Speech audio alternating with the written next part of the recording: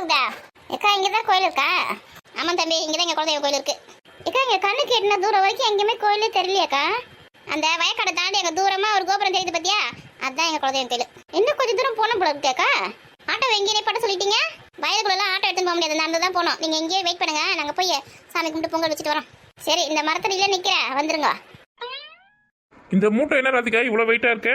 எங்க பொங்கல் செய்ய தேவையான பொருட்கள், அப்புறம் வந்து வரட்டி, அதுக்கப்புறம் எலுமிச்சம்பழம், அந்த மாலை, பூ, தேங்காய் பழம், வெள்ளம் மொத்தம் இதில் தான் இருக்குது. பத்திரமா தூக்கின்னு போங்க. எல்லாத்தையும் ஒரே மூட்டையில் போட்டு கட்டிட்டீங்களா? அப்போ அந்த பையில என்ன தான் வச்சிருக்கிற நீ? இது வந்து பாத்திரம்லாம் இருக்குங்க. பொங்கல் வைக்கிற பாத்திரம், கரண்டி, தட்டு, கிண்ணம் அதெல்லாம் வச்சிருக்கேன். ஏடி உங்க அக்கா வேற தூக்குச்சட்டி பை அதெல்லாம் வச்சிருக்காங்களா? அதில் தான் நடி இருக்கு. வீட்டையே காலி பண்ணி ஆட்டோல போட்டு எடுத்து வந்துட்டீங்களா? மதியம் சாப்பிட்றதுக்கு சாப்பாடு தண்ணியில் எடுத்து வந்துருக்காங்க. அப்படி வீட்டையே காலி பண்ணி எடுத்து வந்துட்டாங்க ஆட்டோல. மதியம் பசிக்காத. சரி, எல்லாரும் கூட்டணும் வா, நான் முன்னாடி போகிறேன். கோயில் திறந்துருக்கா இல்லை பூச்சாரிக்கு ஃபோன் பண்ணி வர வைக்கணுமா என்னன்னு தெரியல. நான் போய் பார்க்குறேன் முன்னாடி. போங்க போங்க. போன வாட்டி பசங்களுக்கு காது கொடுத்ததுக்கு வந்தமே, அப்போ பூசாரி நம்பர் கொடுத்தாரு, வாங்கி வச்சிங்களா? என் ஃபோனில் சேவ் பண்ணி வச்சுக்கண்டி. சரி, போய் பாருங்க கோயில் திறந்துருக்குதா இல்லைன்னா ஃபோன் பண்ணி வரவீங்க. அன்றைக்குமே இது ஆடி மாதம்ல நிறைய பேர் பொங்கல் வைக்கிறதுக்கு வருவாங்க குலதெய்வம் கோயிலுக்கு. நிறைய பேருக்கு குலதெய்வம்லாம் நம்மனை அன்றைக்குமே இருப்பாருன்னு தான் நினைக்கிறேன். போய் பார்க்குறேன்.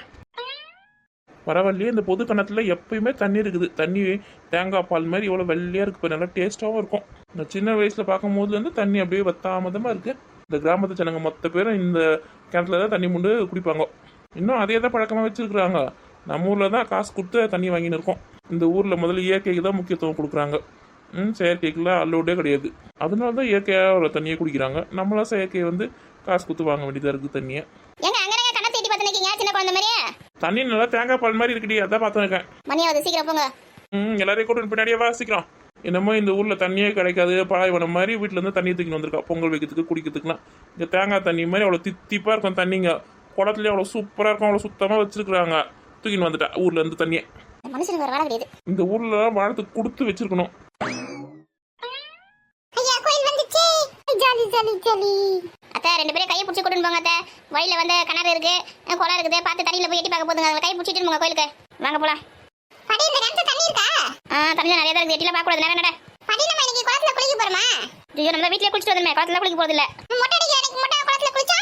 அன்னைக்கு மொட்டை அடிச்சு காது குத்தணும், அதனால குளிச்சோம். இன்னைக்குலாம் வந்து குளிக்க கூடாது. நம்ம வீட்லயே குளிச்சிட்டு வந்துட்டோம்ல, சாமி கும்பிட்டு பொங்கல் வச்சிட்டு போலாம். சரி, நான் கூட குளத்துல ஜாலியா குளிக்க போறேன்னு நினைச்சேன். அந்த குளத்துல தாமரை பூ மீன்லாம் சூப்பரா இருந்துச்சுல இன்னைக்கு.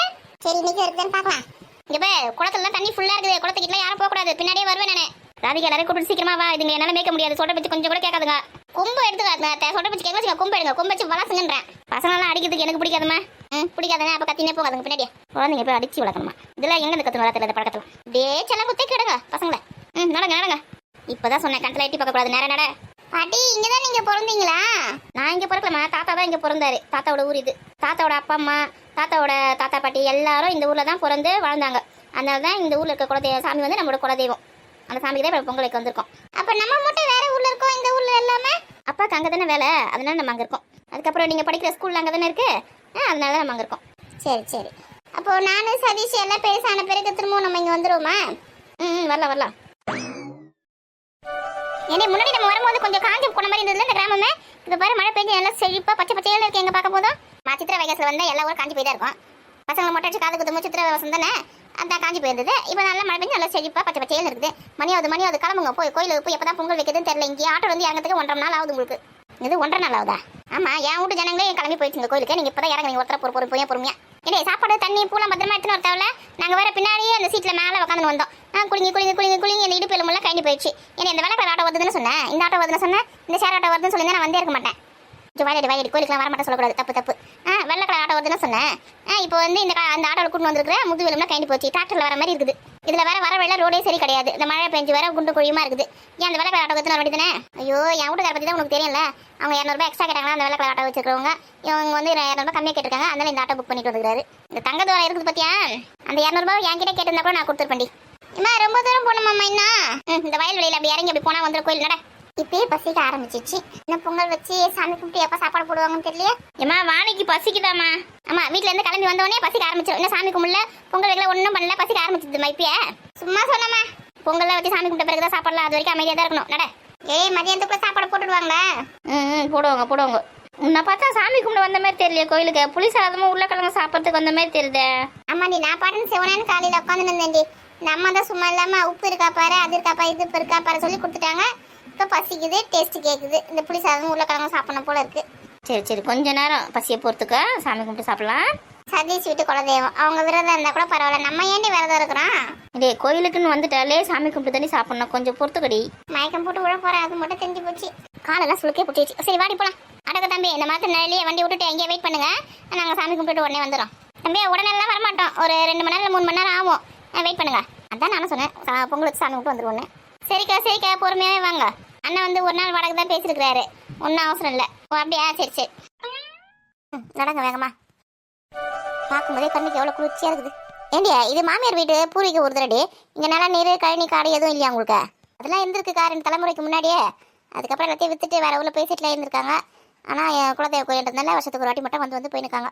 வித்துட்டாங்களா? ஆமாம், நிறைய நில நீர் வச்சுருந்துருக்காங்க. ஏதோ சூழ்நிலையெல்லாம் வித்துட்ருக்காங்க. இப்போ மட்டும் அந்த நிலம் இருந்துச்சுன்னா எச்சக்கணக்கில் போவோம்க்கா. சரி, அதை பற்றிலாம் பேசி இப்போ போகுது. ரொம்ப நடங்க, கோயிலுக்கு போய் பொங்கல் வச்சுட்டு சீக்கிரம் வீட்டுக்கு போகலாம். நல்ல நீர் எல்லாம் மிச்சம் மீறி வச்சுட்டு போயிருந்தாங்கன்னா பயிர் வச்சு இங்கேயே ஒழுங்காக செட்டில் ஆகிருக்கலாம். சரி சரி, சதீஷ் சம்பாதிச்சு வாங்கி கொடுப்பான் எல்லாத்தையும். ஆமாக்கா, சதீஷ் நல்லா படிச்சு வேலைக்கு போனதுக்கப்புறமா ஒரு 4-5 ஏக்கர் வாங்கி போட்டு விவசாயம் பண்ணிட்டு இந்த ஊரில் செட்டில் ஆகிடும் நான். வாங்க வாங்க. சதீஷை நம்பி எனக்கு எவ்வளோ பெரிய கனவுலாம் வச்சுருக்காங்க பார்த்தியா? இந்த விஷயம் சதீஷுக்கு தெரியுமா என்னன்னு தெரியலையே. இப்போ லட்சக்கணக்கில் போகிற நல்லா நீர்லாம் வந்து அப்போ சதீஷ் பெரிய பையனாகிறதுக்குள்ளே கோடிக்கணக்கில் வந்துடும்டி. ஆமாக்கா, இப்போயே காசு இருந்தால் வாங்கி போட்டுடலாம். இப்போ தான் சம்பாதிக்கிற காசு படிக்க வைக்கிறதுக்கோ சோத்துறதுக்கும் கொஞ்சம் இடம் வாங்கி வச்சுருக்கேன் ஊரில், அது கடன் அடைக்கிறதுக்கும் கரெக்டாக இருக்குது.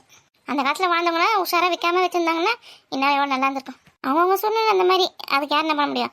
விட்டு நம்ம சொந்த காசில் போட்டு நம்ம வாங்கி நம்ம பயிர் ரெண்டுன்னு வச்சுட்டா அப்படி தான் நடக்கும். நடக்குமா இந்த ஜென்மத்தில் இருந்தால் சந்தேகமாக இருக்குது. கடவுள் நம்ம தலையில் எழுதிருந்தா நடக்கும்டி. எழுதியிருக்கேன் நல்லா தெரியல. சரி வேகமாக நடங்க, வந்த வேலையை பார்க்கலாம், மற்ற வேலை அப்புறம் பார்த்துக்கலாம். என்னக்கா பொங்கல் வைக்காம வந்து உட்காந்துங்க. ஏண்டியா பொங்கல் நீ வை, பசங்களுக்கு டிஃபன் வச்சுட்டு வரேன். எது டிஃபன் வச்சுட்டு வரையா? டிஃபன் செஞ்சு எடுத்துட்டு வந்தேன். பசங்களாம் பாவண்டி காலையிலே கிளம்பிடும் வீட்டிலேருந்து. பொங்கல் செஞ்சு முடிச்சு மதியம் சாப்பாடு போகிறதுக்குள்ள அதுக்கு மயக்க போட்டு வந்துடும் இருக்குது. அதனால தான் ஆளுக்கு 2 வீட்டில் நான் இட்லி செஞ்சு எடுத்து வந்திருக்கேன். இட்லியும் கார சட்னியும். உன்னை டிஃபன்லாம் செய்ய வேணாம், சாப்பாடு மட்டும் செஞ்சால் போதும் தான் சொன்னேன். எதுக்கு இப்போ இட்லியில் செஞ்சு எடுத்து வந்துருக்குறேன்? இதுங்கெல்லாம் சாமி கும்பிடலாம் கூட மழை ஹெல்ப் பண்ணலாம், பொங்கல் வைக்கிறதுக்கு இல்லாமல் உட்காந்துங்க பற்றி லைனாக பந்தி போடுற மாதிரியே. சரி உங்கள் மாமியாரை கூப்பிடு, அவங்களுக்கு ஒரு 2 இட்லி வச்சு தரேன். என் மாமியெல்லாம் சாமி கும்பிட்ற வரைக்கும் சாப்பிட மாட்டாங்கக்கா, என்ன பசங்க மட்டும் போடு. சரி அதுவும் நல்லா தான் விடு. சரி பொங்கல் வைக்கிறதுக்கு எல்லாத்தையும் நீ ரெடி பண்ணி பொங்கல் வை, நான் பசங்களுக்கு டிஃபன் வச்சுட்டு வரேன். சரி சரி சீக்கிரம் சாப்பிடுங்க. சரி முதல்ல நம்ம போயிட்டு அரிசி கழுவி எடுத்து வந்துட்டு விரட்டில் அடிக்கிட்டேன் பார்த்து வைக்கலாம். எல்லாரும் கை கழுவிங்களா? கழுவிட்டேன் தெரியுமா. சரி சீக்கிரமா சாப்பிடுங்க. இட்லி வேணா வச்சுக்கோங்க, சட்னிலாம் கூட நிறைய இருக்குது, வச்சு சாப்பிடுங்க. ஏம்மா புளி சாதமா உருளைக்கிழங்கு பொரியல் தானம்மா செஞ்சேன். இந்த இட்லியும் சட்னி எப்பமா செஞ்சேன்? நான் பார்க்கவே இல்லையம்மா. அதெல்லாம் காலையில் 4 மணிக்கு எழுந்த பார்த்தியா, அப்பயே இட்லிலாம் ஊற்றி வச்சுட்டேன், சட்னிலாம் அரைச்சி வச்சுட்டேன். நீங்கள் அப்போ நல்லா தூங்கி இருந்தீங்க. ஆனால் தூங்கும் போது மட்டும் மிக்ஸி அரைக்கிற சவுண்டு கேட்டுது. நான் வேறு யார் வீட்லேயோ அப்படின்னு நினச்சேன், இல்லை கனவுலையோ அப்படி இருக்கும் அப்படின்னு நினச்சேன். நம்ம வீட்டில் தான் மிக்ஸி அரைச்சிருக்காங்க. எனக்கு அந்த மாதிரி சத்தம் எதுவுமே கேட்கலையடி. ஆமாம் உனக்கு தானே எல்லா சவுண்டும் நல்லா கேட்கும். எறும்பு மாடு மாதிரி தூங்கினேன். இப்போ பட்டாசு கொளுத்தி காதில் போட்டால் கூட அவளுக்கு காது கேட்குறது. தூங்குனா இந்த மிக்ஸி அரைக்கிறது காதில் கேட்கலையா? அது என்னமோ உண்மைதாம்மா. தூங்குனா பக்கத்தில் என்ன நடக்குது எது நடக்குது எதுவுமே தெரிய மாட்டேங்குது. எந்த ஒரு சத்தமே காதில் விழவே மாட்டேங்குது. அதுக்கு தான் அடக்குடக்கமாக தூங்கணும். எறும்பு மாடு மாதிரி தூங்கினா அப்படி தான். தெரியுமா நீங்க இட்லி சுட்டா மட்டும் எப்படி புசு புசுன்னு வருது, நல்லா பூ மாதிரி. எங்க அம்மா இட்லி சுட்டா மட்டும் கல்லு மாதிரியே இருக்கு. ஐயோ உங்க அம்மா பக்கத்துல தான் இருக்கா, காதுல கேட்டுச்சுன்னு வச்சுக்கால தான் நீ. ஐயோ இங்க தான் இருக்காங்களா? பாத்தியாக்கா குழப்ப பாத்தியா? நான் இட்லி சுட்ட கல்லு மாதிரி இருக்குதான். நேற்று நைட்டு கூட இட்லி தான் சுட்டு கொடுத்தேன், நல்லா பூ மாதிரி வந்தது. கல்லு மாதிரி சுட்டு கொடுத்த சொல்றான் பார். நேற்று கடையில இருந்து மாவு வாங்கி கொடுத்தேன், நல்லா பூ மாதிரி இருந்தது. நீங்க மாவு அரைச்சி இட்லி சுட்டா எங்க பூ மாதிரி இருக்குது, கல்லு மாதிரி தான் இருக்குது. உளுந்து கொஞ்சம் எக்ஸ்ட்ரா போட்டு மாவாட்டினா நல்லா புசு புசுன்னு வரும். உங்கள் அம்மா கொஞ்சோண்டு உளுந்து போட்டு அரிசி போட்டு மாவாட்டி இருப்பா, அதனால தான் கல் மாதிரி இருக்கும். ஆமாம் உளுந்து வைக்கிற வேலைக்கு காலையில் போடுவாங்க. சாப்பிட்டோம்மா ஏந்துமா நீர் சதீஷா? சாப்பிட்றேம்மா. ஏக்கா நீயும் சாப்பிட்டக்கா? எனக்கு வேண்டி நான் சாமி கொண்ட பிறகு சாப்பிட்றேன். தங்கத்தோட சாப்பிட்றாரு கேளு. சாப்பிட மாட்டாருக்கா, சாமி கொண்ட பிறகு சாப்பிடுவாரு. இந்த ஆட்டோக்கார தம்பிக்கு ஒரு 4 இட்லி வச்சு கொடுத்துட்டு வந்துருக்கலாம். பாவம் அங்கே உட்காந்துருக்காரு. எங்கள் வீட்டுக்கு ஃபோன் பண்ணி கேட்டாருக்கா சாப்பிட்றியா என்னன்னு பண்ணேன். அவன் வந்து வரும்போது வீட்டில் சாப்பிட்டு வந்துட்டானா. காலைல 6 மணிக்கே சாப்பிட்டானா? ஆமாம் காலைல 6 மணிக்கே சாப்பிட்டு தான் வந்தானா. நம்ம போகிறது கிராமம் கடை இருக்குமா இருக்காது சொல்லிட்டு வீட்லேயே டிஃபன் செஞ்சு கொடுத்தாங்களா, சாப்பிட்டு தான் வந்தானா. பரவாயில்ல சாப்பிட்டானா, இல்லைனா திரும்பி கொடுக்கலான்னு பார்த்தேன். சரி நீ பொங்கல் வைக்கிற வேலையை பாரு, இங்கே வந்து நின்று இருக்கா. இதை பார்க்குறேன்க்கா. உங்கள் மாமி இருங்கடி, கோயிலை சுற்றி இருக்க சாமியெல்லாம் பார்க்கறதுக்கு போயிருக்கு. இக்கா சாப்பிடுங்கக்கா, நான் பொங்கல் வைக்கிறது ரெடி பண்ணுறேன். போ அந்த வேலையை போய் பார்ப்போம், போது டைம் ஆகிட்ட போகுது. ஆமாம் கூட ஒரு மசாலா வடை வச்சுருந்தீங்க வச்சுக்க, செம்மையாக இருந்திருக்குமா. மசாலா வடை தானே, உங்களை வச்சு எல்லாத்தையும் நான் செஞ்சு எடுத்துன்னு வரலாம். என்ன அம்மாக்கு கல்ல கூட மழை எழுந்து வேலை செஞ்சீங்கன்னா நான் எல்லாமே செஞ்சு எடுத்துன்னு வருவேன். நீங்கள் எங்கே எழுப்ப தூங்குறீங்களா? நான் ஒண்டி எல்லா வேலை செய்ய என்ன தனியாக எப்படி செய்ய முடியும் சொல்லு. அம்மா மசாலா வடை செய்யுதுன்னா ரொம்ப பெரிய கஷ்டமான விஷயமா? ஈஸி தானேம்மா. ஓ ஈஸியா, எப்படி செய்யுதுன்னு சொல்லு பார்க்கலாம். கடலை மாவு வாங்கம்மா கடையில், அதை வந்து தண்ணி போட்டு மிக்ஸ் பண்ணோமா, அப்போ எண்ணெய் காஞ்சோன்னா அதில் வந்து போட்டு எடுக்க வேண்டியதான். அது என்ன மசாலா வடை? இனி நீ சொல்கிற மாதிரி செஞ்சேன்னா வடை வராது, பஜ்ஜி தான் வரும். பஜ்ஜி கூட வாழைக்காத்து அந்த மாவில் துவச்சி எடுத்து போட்டால் தான் வரும். வரிய மாவை அப்படியே கலக்கி போட்டால் வடையை வராது, பஜ்ஜி வராது. அதான் செய்ய தெரிஞ்சவங்க கூட இவ்வளோ கான்ஃபிடென்ட்டாக வந்து பதில் சொல்ல மாட்டாங்க. எப்படி பதில் சொல்கிற பார்த்தியா? அப்போ வடை வேறு எப்படி செய்வாங்க? மசாலா வடை செய்யறதுக்கு கடலைப்பருப்பு வேணும். கடலைப்பருப்பை வந்து கழுவி 1/2 மணி நேரம் நல்லா ஊற வச்சுக்கணும். ஊற வச்சுட்டு மிக்சியில் போட்டு நல்லா குறைன்னு கொஞ்சம் அரைச்சிக்கணும். அந்த மாவு அரைக்கும் போது கொஞ்சோண்டு சோம்பு, கொஞ்சம் பூண்டு கொஞ்சம் இஞ்சி போட்டு அரைச்சிங்கன்னா நல்லா வாசனையாக சூப்பராக இருக்கும். அப்படியா? பூண்டு தட்டி கூட போட்டுக்கலாம், சோம்பு அப்படியே கூட போட்டுக்கலாம். ஆனால் உன்ன மாதிரி அலங்காரம் பண்ணுங்க, வடையிலேருந்து பொறுக்கி தனித்தனியாக வச்சுருங்க. அதனால் அது வந்து வேஸ்ட்டாக போயிடும். அதனால் சோம்பு, பூண்டு, இஞ்சி எல்லாத்தையும் மாவு அரைக்கும் போதே கூட போட்டு அரைச்சிடணும். அப்போ தான் வந்து மாவு நல்லா மிக்ஸ் ஆகிடும், எடுத்து போட முடியாது. புரிஞ்சுதா? ஓ அப்படியா? மாவு நல்லா குறைன்னு அரைச்சிட்டு அதில் வந்து வெங்காயம், பச்சை மிளகா, அதுக்கப்புறம் கொத்தமல்லி, கருவேப்பிலை இதெல்லாம் நல்லா பொடிசாக அரைச்சிட்டு அதில் போட்டு உப்பு போட்டு தேவையான உப்பு போட்டு மிக்ஸ் பண்ணி எண்ணெய் காஞ்ச உடனே சின்ன சின்னதாக போட்டு தட்டி போட்டு எடுக்கணும். அது பேர் தான் மசாலா வடை. வந்துட்டா கடலை மாவை கலக்கி அப்படியே ஊற்றி போட்டால் நமக்கு வடை வந்துடுமா? இதோ இவ்வளோ சிம்பிளாக சொல்கிறீங்களே, செஞ்சு எடுத்துன்னு வந்துருக்கலாம்ல? ஆமாம், புளி சாதம் செய்யணும், உருளைக்கிழங்கு செய்யணும், இட்லி செய்யணும், கார சட்னி செய்யணும், அதுக்கப்புறம் வாசல் பெருக்கணும். வீட்டில் இருக்க வேலை எல்லாத்தையும் நான் பார்த்துட்டு வரணும். எங்களுக்கு மசாலா வடை செஞ்சு எடுத்துன்னு வரணுமா? இட்லி செஞ்சு எடுத்து வந்து முதல் தப்புன்னு நினைக்கிறேன். சாப்பிட்டு விடுங்க. ஏக்கா நீ தான் சும்மா இருக்க மாட்டியா? வடை வேணும், அது வேணும், இது வேணும், ஏன் கோவப்பத்துல பிரிமாவே கம்மன் சாப்பிடு. மசாலா வடை கூட இருந்தால் இட்லிக்கு சூப்பராக இருக்குமே சொல்லிட்டு தான் நான் சொன்னேன். அதுக்கு காலையில ஏந்து கூட மாட்டேன் ராசனின்னா எல்லாமே செஞ்சு எடுத்துன்னு வருவேன். ஏம்மா இந்த கார சட்னி எப்படிம்மா செஞ்சா அதை மட்டும் கொஞ்சம் சொல்லுமா? எல்லாத்தையும் நல்லா தலையை ஆட்டி கேட்டுக்குங்க. அம்மாவுக்கு வந்து எதுவும் ஒரு நாள் செஞ்சு கொடுத்துறாதீங்க. அம்மா அவள் தான்மா கேட்பா, அவள் தான் வந்து எதுவுமே செஞ்சு தர மாட்டா. நான் வந்து உங்களுக்கு செஞ்சு கொடுத்தது கிடையாது வரைக்கும். அன்றைக்கி கூட ஃப்ரைட் ரைஸ் எவ்வளோ சூப்பராக செஞ்சு கொடுத்தேன். ஆமாம் நல்லா தான் இருந்தது. கார சட்னி எப்படி செய்யணும்னா வெங்காயம், காஞ்ச மிளகா, கொஞ்சோண்டு புளி, அப்புறம் வந்து உளுந்து கொஞ்சம் முதல்ல கடையில் வந்து கொஞ்சோண்டு எண்ணெய் ஊற்றி உளுந்து போட்டு கொஞ்சம் பொன்னிறமாக வறுத்துட்டு அதில் வந்து காஞ்ச மிளகா வெங்காயம் போட்டு நல்லா வதக்கணும். அதுக்கப்புறமா புளி கொஞ்சம் போட்டுக்கணும், கொஞ்சோண்டு வந்து இஞ்சியை போட்டுக்கணும், இஞ்சி பூண்டு போட்டு நல்லா வதக்கிட்டு ஆற வச்சுட்டு மிக்ஸில் போட்டு அரைச்சா இந்த கார சட்னி ரெடி ஆகிடும். அதுக்கப்புறமா தாளிச்சிக்கலாம். நீங்கள் சொல்கிறது பார்த்தா எல்லாமே ஈஸியாக தான் இருக்குது. சமையல் ரொம்ப ஈஸியான ஜிஜிபி மேட்டர் இருக்கும் போல. ஆமாம், கற்றுக்குனா எல்லாமே ஈஸி தான், கற்றுக்கலனா கஷ்டம் தான். ஏமா இதுக்கு வந்து உடச்சிக்கடல தேங்காய் அதெல்லாம் போட இல்லையா? இப்போ கார சட்னிலாம் வந்து சீக்கிரமாக கெட்டு போகாது. ஏன்னா நம்ம தேங்காய்லாம் போட மாட்டோம். அதனால தான் தேங்காய்லாம் போடக்கூடாது கார சட்னிக்கு. நீ தேங்காய்லாம் போட்டாச்சுன்னா சாதம் சட்னி ஆகிடும். தேங்காய் போடாமல் அரைக்கணும். நீ காலையில் செஞ்ச சட்னி வந்து நைட்டு வரைக்கும் கூட கார சட்னி நல்லாயிருக்கும். என்னங்கிற நம்ம தாளிக்கிறோம் பற்றியா, சட்னி அரைச்சிட்டு எண்ணெய் ஊற்றி கடுகு போட்டு தாளிக்கிற பற்றியா, அதுலேயே அந்த சட்னியை ஊற்றி 2 கொதிக்க வச்சுட்டு வச்சுக்கேன். நைட் வரைக்கும் கிடாமல் சூப்பராக இருக்கும். நம்ம எங்கே லாங்லாம் போகிற மாதிரி இருந்தால் டிஃபனுக்கு எடுத்துன்னு போகலாம், சூப்பராக இருக்கும். இப்போ அம்மா கூட அதான் செஞ்சு எடுத்துன்னு வந்திருக்கேன். ஆமாம்மா. ஏம்மா இந்த சட்னிக்கு வந்து உப்பு போட இல்லையா? உப்பு போடலாம் வாயில் வைக்க முடியுமா? உப்பு போடாமல் ஒரு சாப்பிட்ற போது செய்ய முடியுமா? ஆனால் நீங்கள் கார சட்னி சேர்த்து சொல்லும் போது உப்பு போட சொல்லவே இல்லையா? நல்லா அறிவு இருக்கிறவனுக்கு சாப்பிட்ற பொருளை உப்பு போட்டு சாப்பிட்றோன்னு தெரியும். உங்களுக்குலாம் தெரியுமா என்ன? உப்பு போடணுமா? எந்த அளவுக்கு அறிவு திறமை இருக்கு பத்தியா? உன்னெல்லாம் வச்சுன்னு என்ன பண்ண போறேன்னு தெரியல. முதல்ல உனக்கு வீட்டுக்கு போனா சமைக்க சொல்லி தரேன். வேணாமா சாப்பிட்றதோட என்னோட வேலை முடிஞ்சது. சும்மா கேட்டமா. சமைக்க கற்றுக்குது முதல்ல நமக்கு நல்லது. நமக்கு நம்மளே சமைச்சு சாப்பிட்றதுக்கு புரியுதா? மற்றவங்க சமைச்சு கொடுக்குறோம், சமைச்சு கொடுக்கல, அது அப்பாற்பட்ட பிரச்சனை. இப்போ கேட்ட பேர் சட்னியில் உப்பு போடணுமா போடக்கூடாதானே?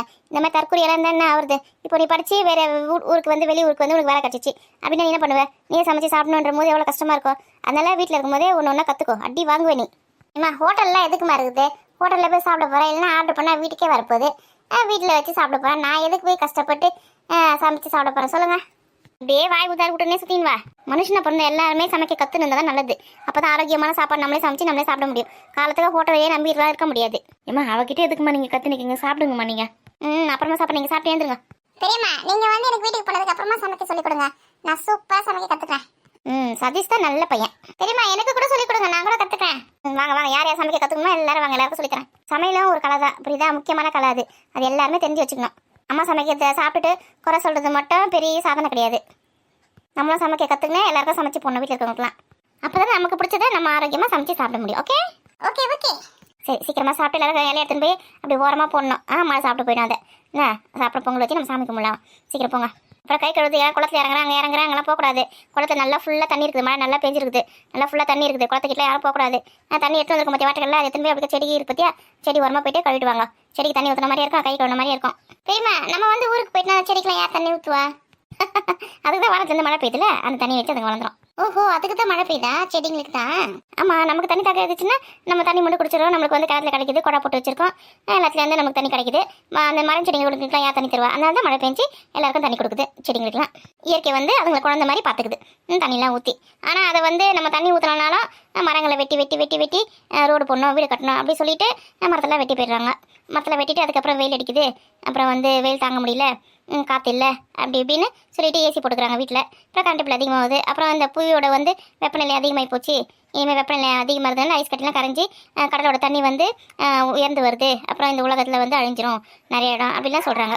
ஏம்மா உனக்கு சமைக்க மட்டும் தான் தெரியும்னு நினச்சேன். இவ்வளோ விஷயம் தெரிஞ்சு வச்சிருக்கிய நீ? என்ன நல்லா செய்தியில் ஃபோன்லாம் பார்க்குறேன்.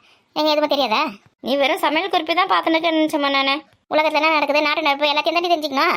அதுக்கு தான் ஒரு பழமொழியே இருக்குது, மரம் நடுவோம் மழை வளம் பெறுவோம் சுற்றுப்புறத்தை காப்பாற்றுவோம் சொல்லிட்டு. அதெல்லாம் யாருமே இப்போ ஞாபகத்தில் வச்சதில்லை. முதல் வேலையாக ஒரு வீடு கட்டுறோமா, அங்கே இருக்க மொத்த மரத்தையும் வெட்டி போட்டுட்டோமா வீடு கட்டணும் அப்படின்னு வச்சுக்கிறாங்க. மரத்துக்கு செடிக்கு எல்லாத்துக்கும் இடம் கொடுத்துட்டு இருக்கிற இடத்துல தான் வீடு கட்டணுன்றது யாருக்கும் தெரிய மாட்டேது. என்னத்தை சொல்ல, சாப்பிட்டு எழுந்துருங்க. கடவுள் வந்து இந்த உலகத்தில் மனுஷன்லாம் ஏன் படைச்சான்னா இந்த இயற்கையெல்லாம் பாதுகாக்கிறதுக்காக, எல்லாருக்கும் வந்து சேவை செய்யறதுக்காக தான் மனுஷனை படைச்சிருக்காரு. ஆனால் மனுஷன் என்ன பண்ணிட்டு இருக்கான், எல்லாத்தையும் அழிச்சிட்டு அவன் மட்டுமே வாழணும்னு ஆசைப்பட்டிருக்கான். நம்ம பிறந்த மாதிரி தான் இந்த மரம் செடி கொடி இந்த ஆடு மாடு கோழி எல்லாமே உலகத்தில் பிறந்திருக்கு. அதுங்களை பாதுகாப்பாகப்பட்டாலும் அதை அழிக்காம இருக்கணும். ஆனால் அதை அழிக்கிறது தான் முதல் வேலையை அந்த மனுஷங்க வச்சிருக்காங்க. எம்மா விட்டா ரொம்ப பேசுவோம்மா நீ. ஆமாம் ஆமாம், சாப்பிடுங்க சாப்பிடுங்க. இந்த பெரியம்மா என்னதான் சொல்ல வராங்க, ஒன்றுமே புரிய மாட்டேதா? எங்களுக்கே ஒன்றும் புரிய மாட்டேது, உனக்கு எப்படா புரியும்? சாப்பிட்றாக்கும்னு ஒருவேளை நான்வெஜ்லாம் சாப்பிடக்கூடாதுன்னு சொல்கிறாங்களோ? அச்சோ அப்படிலாம் நம்மளால இருக்கவே முடியாது. சாப்பிட்டு சாப்பிட்டு வந்து இட்லி சாப்பிட்டு இந்த இடத்த விட்டு காலி பண்ண எங்கள் அம்மா சும்மா இருக்க மாட்டேங்கிறாங்க.